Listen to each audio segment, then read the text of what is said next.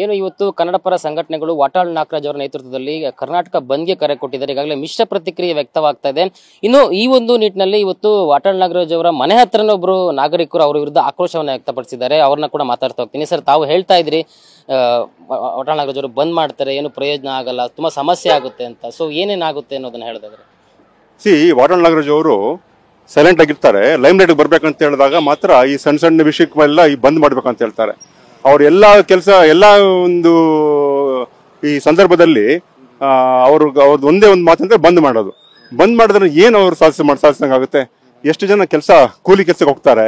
ಅವ್ರಿಗೆ ಇವತ್ತು ಬಂದ್ ಮಾಡಿದ್ರೆ ಕೆಲ್ಸಕ್ಕೆ ಹೋಗಿಲ್ಲ ಅಂತ ಹೇಳಿದ್ರೆ ಅವ್ರಿಗೆ ಕೂಲಿ ಯಾರು ಕೊಡ್ತಾರೆ? ವಾಟಾಳ್ ತಂದು ಕೊಡ್ತಾರೆ.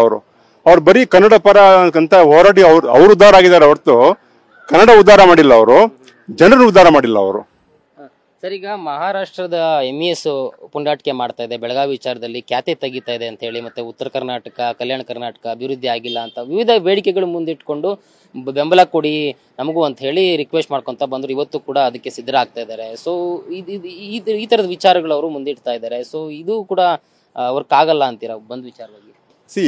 ನೀವು ನಾರ್ತ್ ಕರ್ನಾಟಕದಲ್ಲಿ ಉದ್ಧಾರ ಆಗಿಲ್ಲ ಅಂತ ಹೇಳಿದ್ರೆ ಅದು ಫೈಲೂರ್ ಯಾರ್ದು? ಅಲ್ಲಿನ ಅಲ್ಲಿನ ಯಾರು ಪ್ರತಿನಿಧಿ ಇದ್ದಾರೆ, ಎಲೆಕ್ಟ್ ಆಗಿ ಬಂದಿದ್ದಾರೆ, ಅದು ಅವರ ಕರ್ತವ್ಯ, ಅವ್ರು ಮಾಡಬೇಕು.